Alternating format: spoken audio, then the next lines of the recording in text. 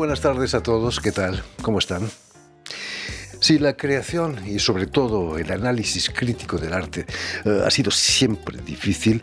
Hacerlo en tiempos revueltos como lo son los de este siglo XXI es todavía más complicado.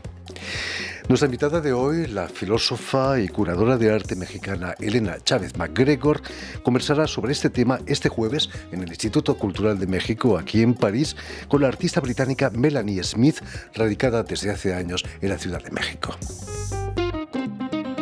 Melanie Smith es una artista inglesa nacida en el 65, que desde el 89 vivió y trabajó en la Ciudad de México, una experiencia que ha influenciado sus trabajos en donde distintos aspectos de la cultura urbana encontrada en mercados y calles capturaron su interés, comenzando así a realizar obras escultóricas que incorporaban materiales de desecho.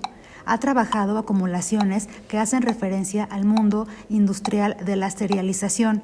Su producción es íntimamente relacionada con una visión expandida de la idea de modernidad, manteniendo una relación con lo que esto significa en Latinoamérica.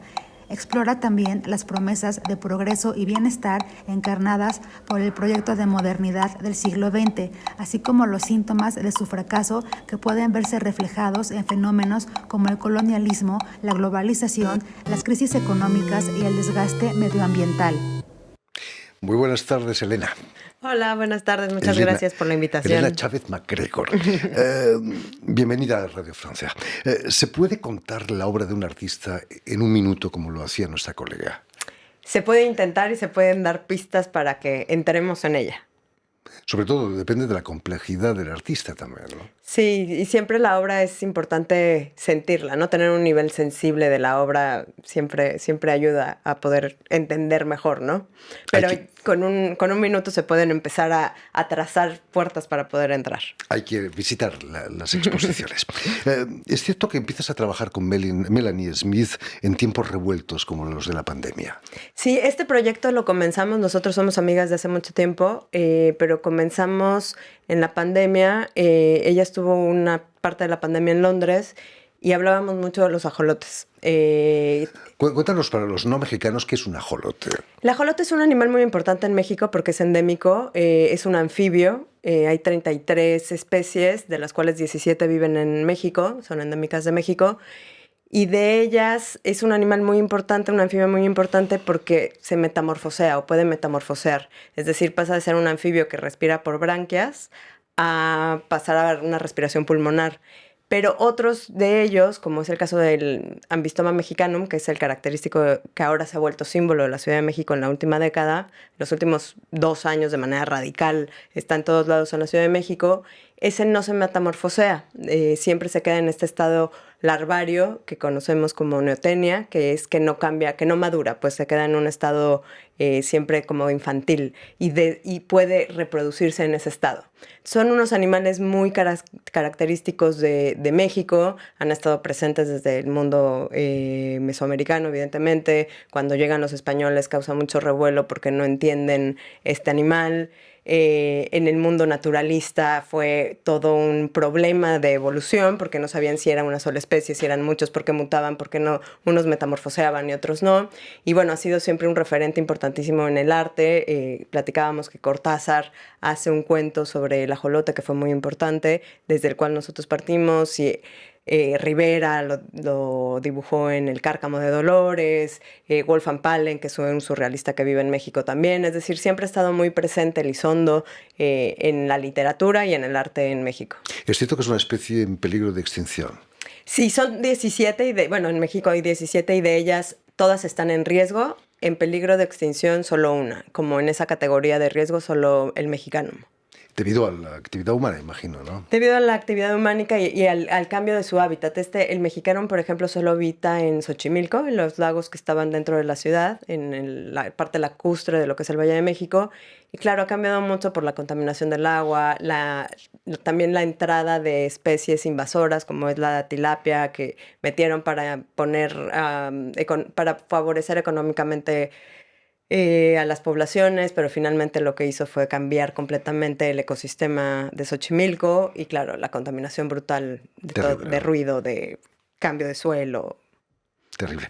El tiempo se siente menos, Elena, si nos quedamos quietos. Es el título de la exposición. Sí, estamos jugando un poco con esa idea que parte del cuento de Cortázar. Cortázar hace un relato donde él va a ver a los ajolotes, o su personaje va a ver a los ajolotes que están en el Jardín de Plantes aquí en París, y termina metamorfoseándose en un ajolote. Y entonces él habla de los ajolotes de esta manera, primero como desde esta mirada muy humana de miedo, de lo que le genera la inmovilidad del ajolote. Los ajolotes tienden a estar muy quietos durante el día y se mueven de noche para cazar. Entonces todo el relato es de esta inmovilidad y qué pasaba con esta inmovilidad. Entonces, bueno, nosotros queremos partir de ahí y hacer una reflexión de si realmente entendemos lo que es este animal o estamos proyectando en esta visión tan humana de pronto todas las características, o cómo podemos ver realmente al ajolote por lo que es y no tanto en la proyección de nuestras fobias, nuestros miedos, de este miedo a la otredad, ¿no? En la obra de Melanie Smith, la naturaleza está más que presente, ¿no? Es casi la protagonista de su obra. Sí, y Melanie ha trabajado mucho desde varios dispositivos. Ella es sobre todo pintora, y reflexiona sobre la imagen, sobre la representación, sobre las maneras que tenemos de mirar y cómo podemos generar otra imagen desde el arte de estas representaciones. Entonces tiene que ver mucho con la mirada a su trabajo. Permíteme que explique a nuestros oyentes, Elena, que has nacido en la Ciudad de México en 1979, si no me equivoco, y que eres doctora en filosofía por la UNAM. ¿Llegas a la filosofía a través del arte o es a través del arte que llegas a la filosofía? Llego al arte a través de la filosofía. Yo estudié estética. Dentro de las ramas que escogí de la filosofía, la que me llamó fue estética. Yo trabajé con Walter Benjamin, mi licenciatura, y después hice mi maestría en Barcelona, en teoría de crítica del arte, y ahí fui entendiendo otras cosas más concretas sobre el arte, y al final terminé volviendo al doctorado en filosofía con Rancière, con Jacques Rancière. Y desde ahí es que me aproximo, es decir, desde esta corriente filosófica sobre la estética es que me aproximo a pensar también el arte y la política, estética y política, arte y política, y qué podemos hacer desde el arte para seguir haciendo como una reflexión estética del mundo, ¿no? Imagino que tenías Hegel en la mesilla de noche. Sí, tenía Hegel, Heidegger, pero siempre los cercanos a mi corazón fueron Foucault, Rancière, Benjamin. Y luego, claro, además pasó el tiempo, también luego me convertí en mamá, y me hice feminista radicalmente. Entonces, bueno, ahora también son otra serie de lecturas, ¿no? Por ejemplo, mucho para este proyecto trabajamos con Catherine Malabou, esta filósofa francesa maravillosa, que ella trabaja mucho la idea de plasticidad, recuperando una idea también de Hegel, pero trabaja la idea de plasticidad y tiene un libro maravilloso sobre... Uno de los capítulos se llama El camino del ajolote, y justamente, bueno, el camino del anfibio, los caminos del anfibio, y que tiene que ver con la capacidad que tienen de regeneración los anfibios. Y en específico, el ajolote tiene una capacidad de regeneración mayúscula porque tiene mucho más capacidad genética de recuperación. Y ella habla de la plasticidad como esta capacidad de transformarnos, de moldearnos, de explotar también, que hay ahí una posibilidad de la repetición de ser diferentes. Entonces, claro, le da la vuelta a Hegel y a Derrida, y bueno, un poco nosotros también desde esa idea estamos acercándonos al ajolote. Es una forma de inteligencia, ¿no? La capacidad de adaptación. La adaptación, y los ajolotes tienen esta capacidad de regeneración donde pueden perder un órgano o un miembro de su cuerpo, una mano, un pie, lo que sea, la cola, y la pueden regenerar completamente sin dejar cicatriz. Pero lo que es maravilloso también es que, aunque es igual, es diferente. Nunca es exactamente igual a su manita previa, sino que tiene algunas diferencias en cómo se acomodan las células. Entonces va transformándose. Entonces en esa igualdad siempre hay un girito de diferencia que para Catherine Malabou es la capacidad de lo diferente, de la différence, como lo entendía Derrida, ¿no? Entonces como que permite darle la vuelta un poquito al argumento de la diferencia. Tenemos mucho que aprender, ¿no?, de los ajolotes. Mucho que aprender. La ciencia, sobre todo. Barcelona, tú que has estado en Barcelona, es la cuna de artistas como Picasso, Miró, Tapies. ¿Cuál es el secreto que una ciudad como Barcelona haya aceptado esas revoluciones en el mundo del arte? No ocurre en todos lados, ¿no? Quizás en México, ¿verdad? Ciudad de Sí, yo creo México. que tiene que ver con alguna especie de contexto y de efervescencia, de ideas, de posibilidades que se generan en ciertos lugares, en ciertos momentos del tiempo. Por ejemplo, la Ciudad de México yo creo que tuvo esa capacidad también en los años 90, años en los que llegó Melanie, Francis Salis, Teresa Margoles. O sea, en los 90 la escena en la Ciudad de México fue muy fuerte, ahora también es fuerte, pero yo creo que tiene que ver con la capacidad de ciertos lugares, en ciertos contextos, de abrir espacios, de generar discusiones, diálogos, pláticas, donde hay un cruce, donde hay posibilidades, donde un lugar donde haya posibilidades siempre es necesario para que el arte pueda emerger de manera crítica, ¿no? Porque si no es una cierta hegemonía del capitalismo donde es el arte que se vende, que circula, que se ve bien, pero para una capacidad crítica de pronto sí se necesitan espacios un poquito revueltos y necesitados de energía, ¿no? Y además una burguesía cultivada, ¿no? Con una cierta cultura. Con una cierta cultura, pero también con mucha necesidad. En México, al menos, la escena de los 90 nació muy cercana a la fiesta. Entonces también era la fiesta, una generación joven que no tenía salida en el contexto más clásico de la burguesía mexicana y que necesitaba salidas para poder encontrar la crítica necesaria al sistema, ¿no? Entonces, bueno, también era un momento muy duro donde el temblor había sucedido, se estaba cayendo el sistema hasta entonces vigente político. Entonces se necesita como cierta efervescencia en cierta necesidad, tiene que haber cierta porosidad, me parece, para que cosas pasen. Hablando de metamorfosis, de adaptación, es cada vez más habitual, sobre todo en la literatura, de retraducir los clásicos a nuestro lenguaje actual. En el mundo del arte pasa algo parecido. La crítica cambia con el paso del tiempo. Yo creo que la crítica va cambiando mucho y también porque la obra va obligando a transformarnos. Sobre todo con obra nueva, nos tiene que invitar a hacer nuevas ideas, a generar nuevos pensamientos, porque ya no da desde el mismo marco teórico que estábamos visitando, ¿no? La propia arte va marcando el ritmo de los parámetros que tenemos para poder hablar y pensar con ella, ¿no? Si no, es que te quedas con un paradigma muy, muy antiguo y la obra cambia, o sea, la obra no deja de cambiar mientras pasa el Depende del tiempo. punto de vista, ¿no? Evidentemente, ¿no? Y también. Precisamente, Elena, la editorial Lumen acaba de publicar tu ensayo El listón y la bomba, el arte de Frida Kahlo. ¿Es cierto que tu casa, o la casa de tu madre, estaba a pocos metros de la Casa Azul, donde vivió durante La años casa de mi Frida? madre está a pocos metros de la Casa Azul. Yo no vivía en esa casa ya es cuando yo ya estaba viviendo fuera, pero sí, la casa de mi madre está entre la casa de Frida Kahlo y el estudio de Trotsky, justo a mitad de camino. ¿Qué significó para ti esa casa de la que había colas para visitar el museo Es que muy ahora curioso existe? porque yo hasta hace muy pocos años, hasta que empecé con esta investigación, no tenía ningún tipo de afinidad con Frida Kahlo y nada más era una molestia de que la calle siempre está llena y no se puede pasar y es un poco lío. Pero nunca tuve una cercanía ni a la obra. Yo trabajo arte contemporáneo y en ese sentido, pues Frida me quedaba muy lejos. Y también simbólicamente Frida ha sido como este espacio y este lugar de lo mexicano y de cierto simbolismo y de cierto exotismo que mi generación estuvo muy alejada, ¿no? Mi generación crece, digamos, en la rebeldía de lo que son los años 90. Y entonces que justamente en el momento que la fridemanía y nos parece siempre como algo muy, muy exótico, autoexotizante de lo mexicano.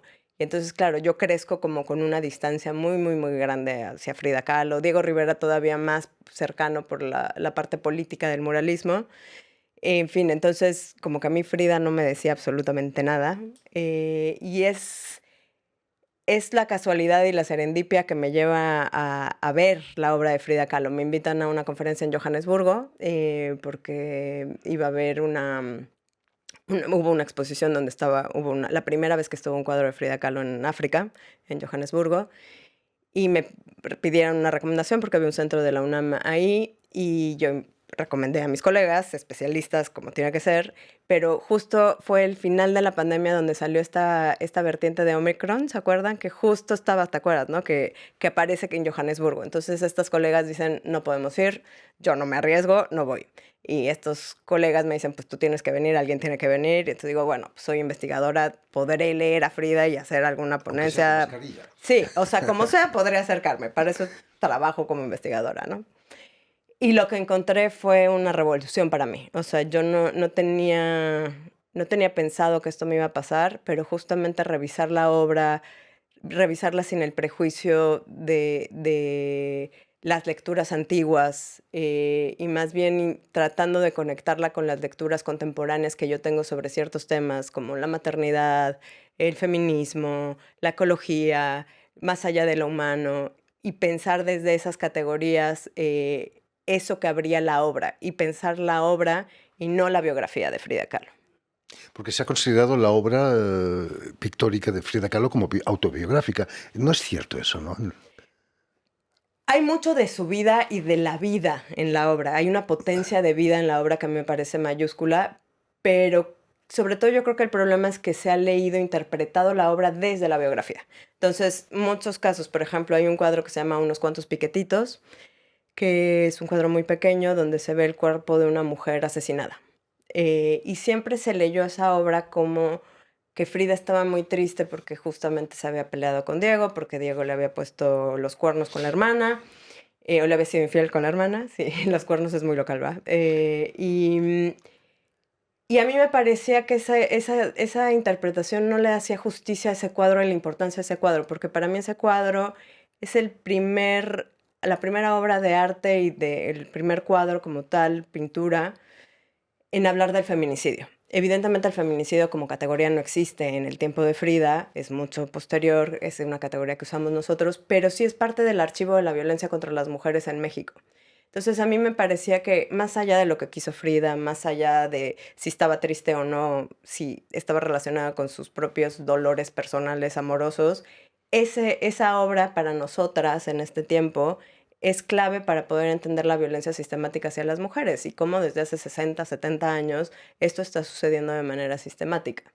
Entonces, para mí era importante sacarlo de ese relato y pensar la contundencia de esa obra para nosotros hoy día como parte de un archivo feminista en contra del feminicidio. Eso no va a ir contra la Frida Kahlo icono, ¿no? ¿Cómo llega a ser tan icónica su figura? Yo creo que son tramas muy complejas. Sí había algo de personaje en su producción, evidentemente, ser la pareja de Diego Rivera, había toda una manera de construirse a sí misma que le permitió generar la obra que ella generó. Pero luego vienen como momentos de las tramas de las industrias culturales que son mucho más complejos y que tiene que ver cómo se recupera en los años 80 Frida. Se recuperó mucho por los grupos contraculturales, digamos, por los grupos de feministas, por un lado, por la gente queer también y por las chicanas. Entonces hay una recuperación importantísima en los 80s que grupos muy, muy rebeldes, muy intentando generar otro tipo de producción de arte, se apropia no solo de la manera de pintar lo íntimo, sino de su propia imagen. Y claro, luego las industrias culturales más grandes en el mundo del pop, digamos, cantantes como Madonna o Coldplay, agarran esa fuerza ya contracultural que está ahí y la terminan de soltar ya para las masas, generando de esto un ícono, ¿no? Pero el problema con el ícono es cómo nos relacionamos con él, ¿no? Yo creo que ahí debe haber algo todavía medio teleológico con el ícono, que buscamos cierta relación espiritual y ante la pérdida de lo sagrado, pues nos relacionamos con el celebrity de esa manera. Entonces, en el iconizar a las artistas, a las y los artistas, sobre todo a las artistas, yo creo que nos perdemos la capacidad de ver la obra en sí misma. Entonces, estas, claro, no son celebrities, sino que fueron artistas que estaban generando un corpus de obra que de pronto dejamos de ver por estar viendo. Entonces, yo creo que de pronto esta gente que ama a Frida, si uno le pregunta, pero ¿cuál es el cuadro que te gusta? No sabría decir el cuadro, porque lo que tienen como referencia es el ícono de ella como personaje, pero no de la obra. Entonces, claro, a mí no hay manera ya de soltar este ícono, pero podemos seguir viendo a la obra también, ¿no? Si bien esto ya no va a cambiar en las formas de acercarnos a Frida, creo que hay varias vertientes por las cuales podemos encontrar otros caminos que no sean solo el de el ícono y el celebrity. En realidad estamos muy lejos de ver desaparecer las colas delante de la Casa Azul, ¿no? No lejos de la casa de tu madre. Exacto, pero hay en las colas y en la masificación algo que puede ser importante, porque uno no puede controlar el deseo, aunque este deseo sea capitalista y sea completamente llevado al ícono. hay campos que se desatan que uno no puede controlar. Entonces, a mí algo que aprendí con esto es lo que sucede con esta masificación de Frida es que también llega a lugares que uno nunca hubiera pensado, a gente que uno nunca hubiera calculado, que nunca hubiera pensado, y las cosas que le pasa a esa gente uno tampoco las puede calcular. Entonces, de repente, eso fue lo que yo, por ejemplo, encontré, que mi amiga de Sudáfrica, que fue una líder importantísima de movimientos sociales contra el apartheid, amaba a Frida. Y yo no sabía por qué la amaba, y claro, me fue contando, y ella era una mujer que tenía muchas enfermedades, entonces veía en Frida esa posibilidad y esa capacidad de regeneración y de estar levantándose de la propia enfermedad. Entonces, claro, eso que se mueve en esa dispersión, pues de pronto también puede producir puertas y ventanas para que accedamos a la obra de arte de manera mucho más compleja. En fin, pues ya lo saben, El listón y la bomba, el arte de Frida Kahlo, ensayo de Elena Chávez MacGregor, ha sido editado en México por Lumen, del grupo Penguin, si no me equivoco. Sí, en Random House. Muchísimas gracias, Elena, por haber estado con nosotros. Mucho éxito con este libro. Permíteme también que dé las gracias a Vanessa Loiseau y a Jan Bordelas, quienes se han ocupado hoy del programa, y también saludar a nuestros telespectadores que nos siguen en toda América, desde Chicago hasta la Patagonia, pasando por Ciudad de México seguramente, gracias a una cadena de televisión que se llama UCL, un canal latino, y una red que se llama TAL, T-A-L, que reúne televisoras públicas y universitarias de los dos continentes. Y a ustedes, muchísimas gracias por su atención y les damos cita para una nueva edición de El Invitado de Radio Francia Internacional.